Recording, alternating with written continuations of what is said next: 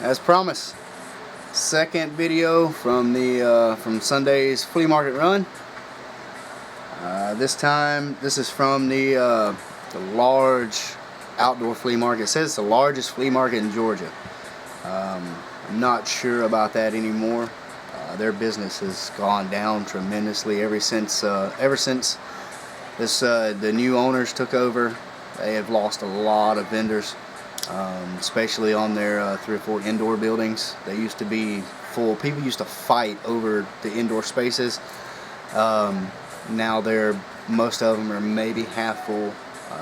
There's one of them that's 3/4 empty. It's kind of sad. Talked to a lot of vendors there, and just the new owners, they raised all their prices. They treat the vendors very badly, from what I've heard. Don't take care of any problems, things like that. It's caused that flea market to be less enjoyable than it used to be. I've been going there since I was a kid, and I mean a small kid, you know. Probably since I was, I don't know, 7, 8, 10, somewhere around in there. I know I've been there when I was real young. I have family that lives up near there, so we used to go see them, and we'd go to the flea markets there. But anyway, the main guy I go to see, the comic book guy, he's still there, still going pretty strong. He has 15 boxes of quarter books, if not more. He's got some hidden under a table, so there's probably 30 or 40 hidden in there. He has other boxes, you know, of course, that books are stickered, and I think the most expensive thing I've seen in there has been like $9, and that was for a really, really high grade Spider-Man, somewhere in the 100s, 160s or something like that. Wasn't a real major key issue or anything, but I know it's a good, you know, at least a $30, $40 book just from the age. He had it labeled for $9. Didn't pick that up. Don't know why. But I did. I rated mostly the quarter boxes again. I did pick up a few issues from the other books, a couple of dollar books, and a couple of they were marked $4. But he gave me one hell of a deal, because with 2 $4 books and $2 books, that's $10 right there. Even at 25% off, which he normally does, still looking at what would that be, $7.50. And then all the quarter books I got all this for $9 basically. So he cut me a pretty good deal. Got some pretty good stuff in here. Nothing real major. No shockers, but still some good stuff. A lot of stuff to go through, so I'll stop rambling and just head on through it. Most of this is in alphabetical order, but the first and last issues, they go together, but I have them because some of these aren't boarded, and I make sure that I got at least one that's bagged and boarded on the top and the bottom, kind of protect the whole stack before I go through them and bag them and everything. So I'll start off here. This is out of order, but again, it's just there to protect the rest of the stack. But I'll show it first. Nothing major. It's from a company that was called Nemesis, and this is from the 90s. They did Ultraman series, and managed to pick up issue 1 and 2. This is number 1, and it's got this really cool painted cover behind this half cover flap here,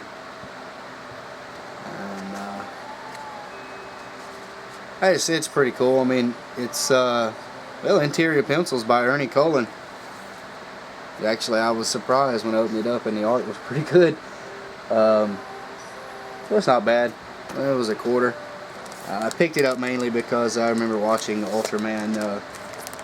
There's a couple of movies, and it was a TV series, but I remember watching them as a kid. Huge, giant monster fan. Godzilla, Gamera, Mothra, and Ultraman. So, that up for $1. And next I managed to find a couple more issues from various Concrete miniseries. This here is Concrete Eclectica #2. I love this wraparound Paul Chadwick cover. And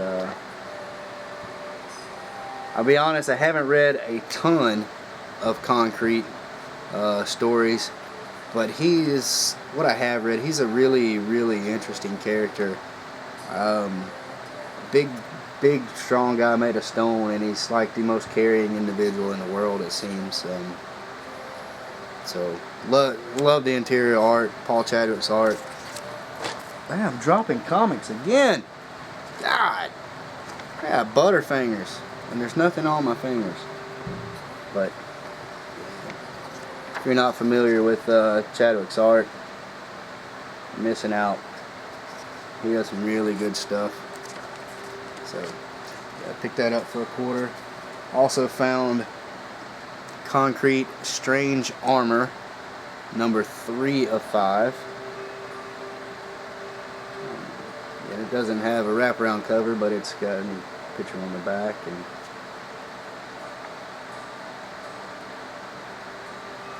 some great interior art again.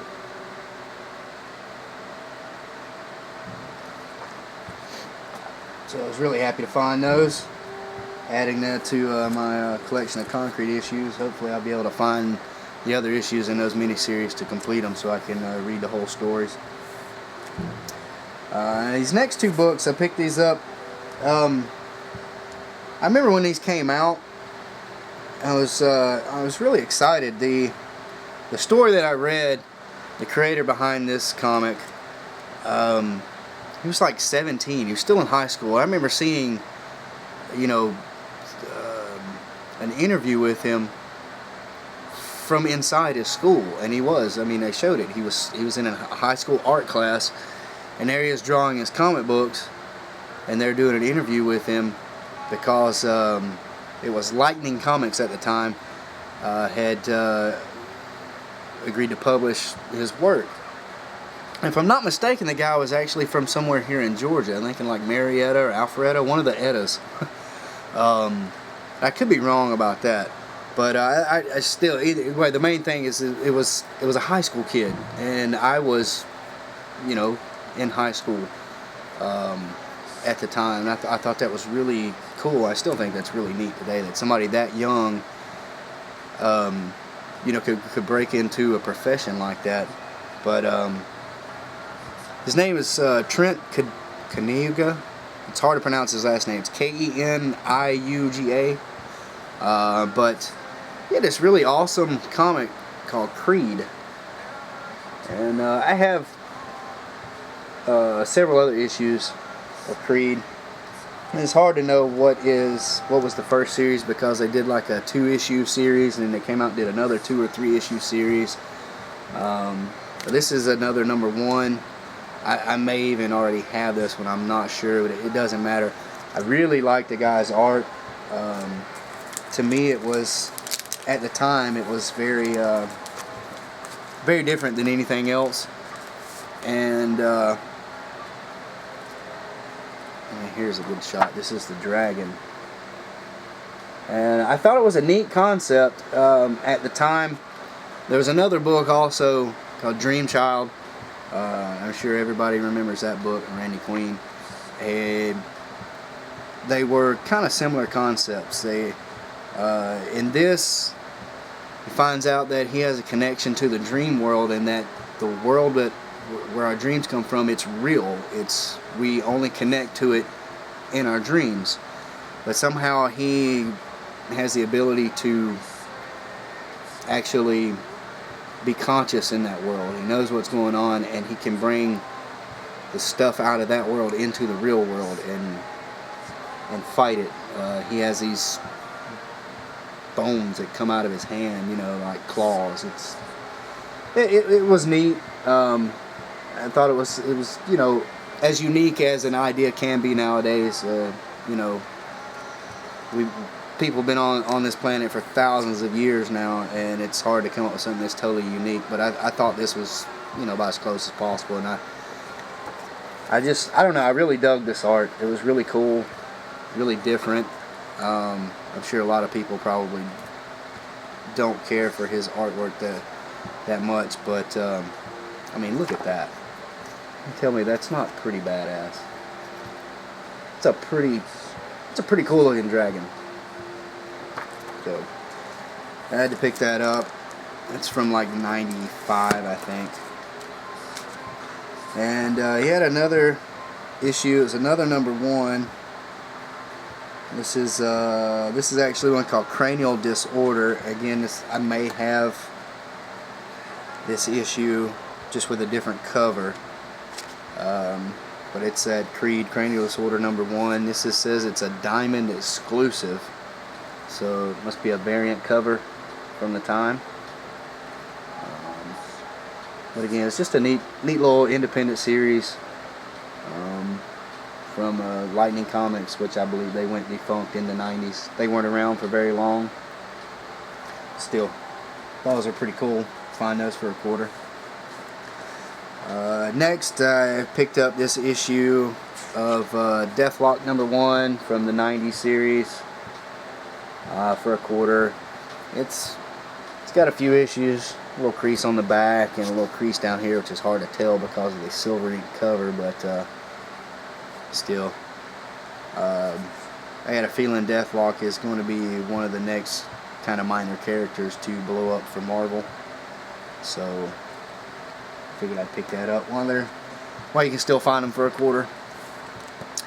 This next book here, I've never heard of it, never seen it before, but it looks really neat. It was from PC Comics, and it's from 1984.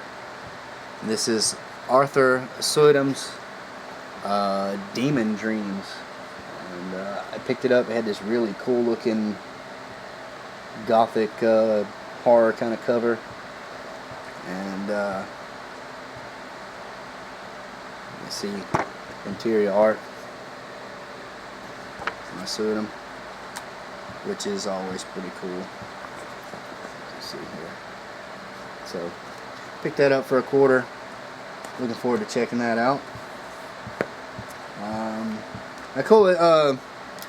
So was it last week? I think I went to the local comic book store here and picked up a few current titles, and obviously I didn't check the dates on them. But I picked up issue #1 of a series called Dinosaurs Attack. Just kind of like Mars Attacks. It's based on an old trading card series from the late 60s or 70s that I believe was banned as well because it was very violent and gory. But I saw issue #1 from IDW in the store and picked it up. Cover price $3.99. I thought it was a new book. I don't keep up with all the current titles, so I didn't know it was over a year old. But now I do, because I found issue #5 at the flea market for $1. So, yeah, looks pretty cool. I just got to find issues 2, 3, and 4 so that I can read the complete story. But yeah, I mean, what else do you need? Dinosaurs in modern times eating people. That's 3 stars right there.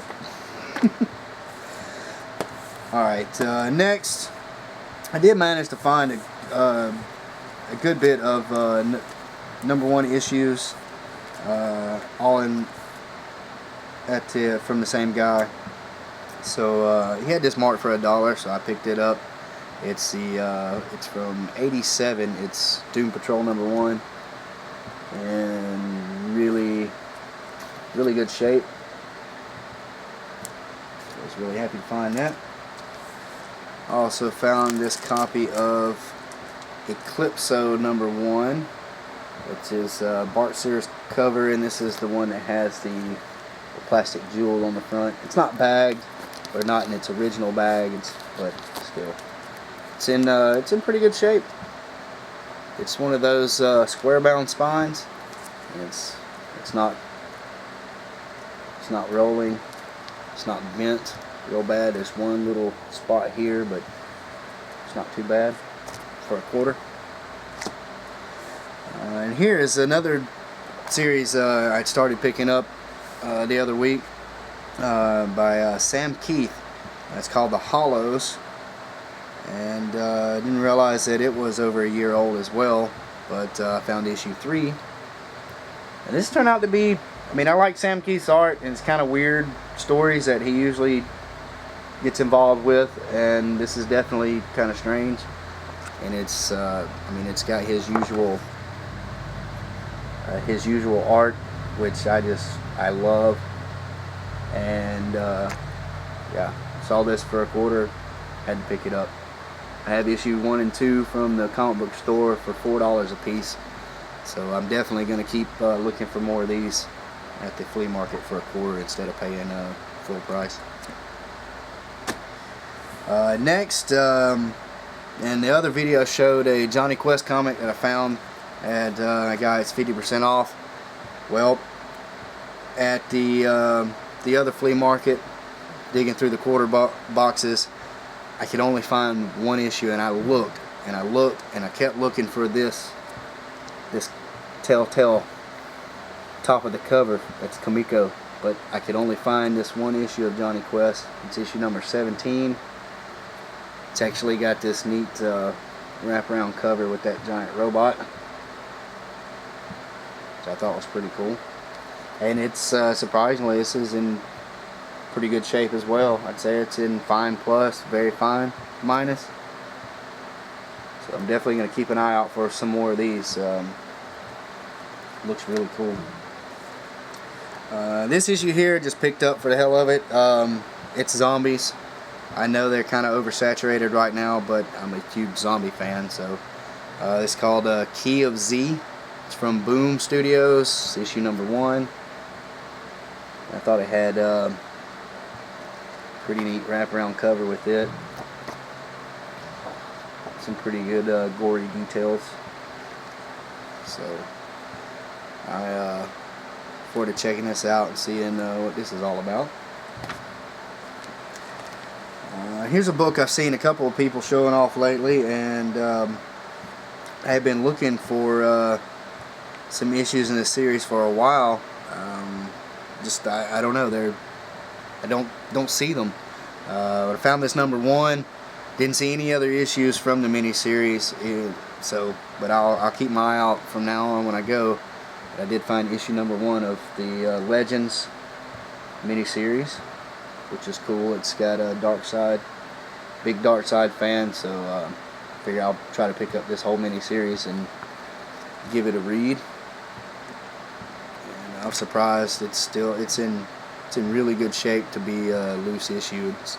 It's not near mint, but I'd put it in fine plus condition, and its major thing is a little crease here, and if you can see with the light, there's a little crease here. It doesn't really break the color. Other than that, it's not bad, but for a quarter, can't beat it.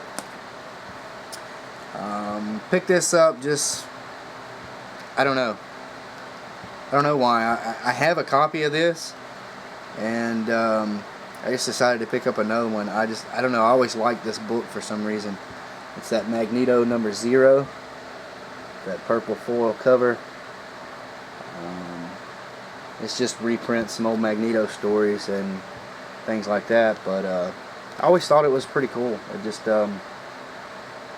it's a villain with a you know, they don't usually give villains their own book, even if it is a one-shot. So I always thought that was pretty cool. And for a quarter, I'll take a second copy. That way I have one to read and one to keep bagged and keep put up. Picked this up It'll fill in, I think this is like one of just a few issues I'm missing from Marvel Comics Presents when they were doing their long Wolverine run. This is issue 100, and just love this Sam Keith cover.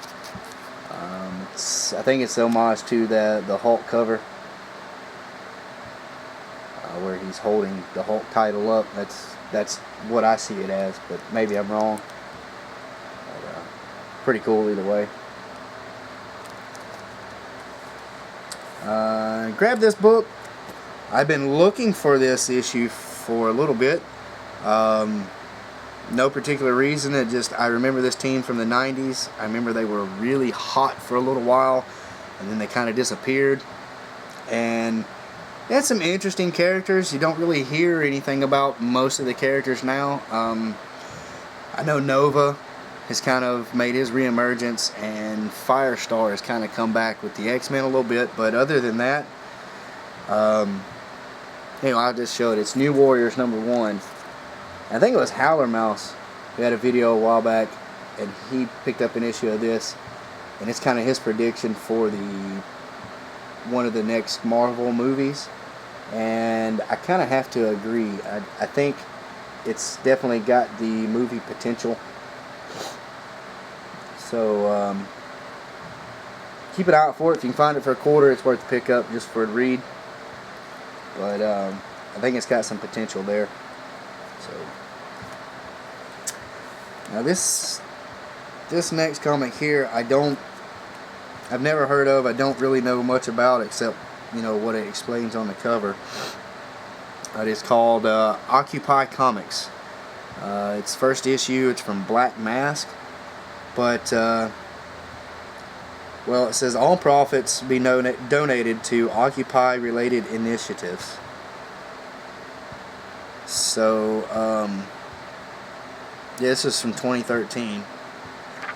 When I saw the list of creators on the front, I was like, yeah, for a quarter, I think I'll check this out. I mean, you can see the list there.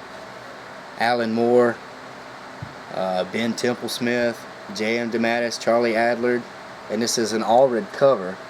So, there's some pretty good creators there. Let me see, it's just,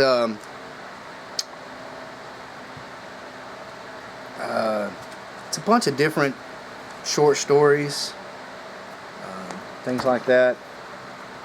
A lot of you guys have probably seen this before, know more about it than I do, but I thought it was a neat idea. Good sampling of some different artists' work. This issue here, I picked this up because of the creator. This is from the same guy who created The Crow, James O'Barr. It's called Pink Dust, Morphine Dreams. I believe someone may have had this in a video a while back, but I forget. I'm feeling scatterbrained right now. Now, I'm not sure who it was, but I saw this, and from what I have heard, there are some possibly kind of semi-autobiographical things about this. Some things that James O'Barr took from his real life and put into a comic. I could be wrong about that, but I have heard that there are some things in here that he drew from real life. I can't show a lot of the stuff in here because it's got some graphic details, some nudity and things, but let me flick. Yeah. Here is a character who looks a lot like the Crow. He's driving an old Plymouth Roadrunner, car Roadrunner from the 70s. And he's being chased by yeah, it looks like Wile E. Coyote. So looks pretty cool.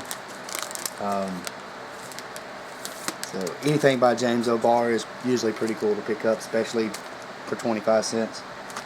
Or excuse me, all this for $9. It's less than a quarter there. I saw this book here, and it had this cool painted Bernie Wrightson cover.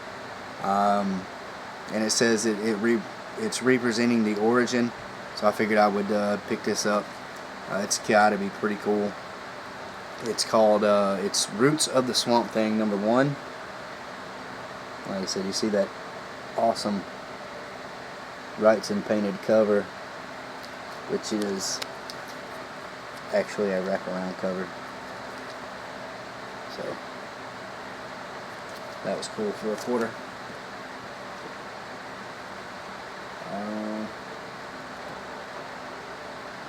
Next, well, my music shut off. Oh well. Next, I'm trying to finish the Squadron Supreme miniseries, so I picked up issue #2. I thought I had 1 through 6. I had 1 through 6, except for #2, so now I have that for $1. And I had issue #7, also for $1. Picked both of those up. Okay, cool. Alright, this next books here were not $1 a piece. These are the ones that were marked. First is in their X-Men books, Uncanny X-Men 147. He had it marked for $4, and it looks to be in really very fine, good high grade shape. It's hard to find anything under issue 200 for less than $10-20. I mean, hell, you look on My High Comics and this issue right here, they'll charge you like $75-80 for it. Ridiculous. But yeah, it just ended up being just a couple of bucks. Yeah, I'll gladly pick that up. Also, issue #150 in really great shape. Another one marked at $4, which had to be less than $4. $9 for that whole stack. That's $8 right there, just in 2 books. This next issue was marked for $1, so these 3 comics alone would have been $9. It's X-Men 223, that great Storm cover where she's fighting a giant snake. And this one was also marked for $1. It's issue 230 with long shot on the cover.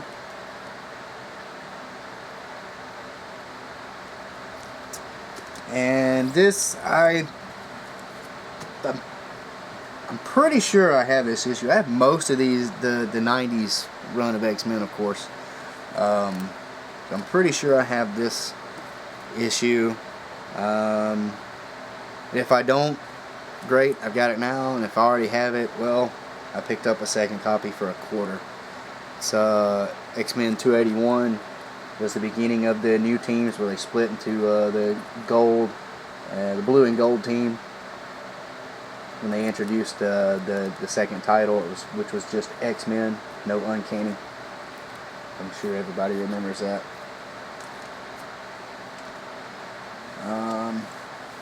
Next, it's another #1. This, I believe there were 2 versions of this when it came out. There was like a foil cover. This is just the regular standard cover here.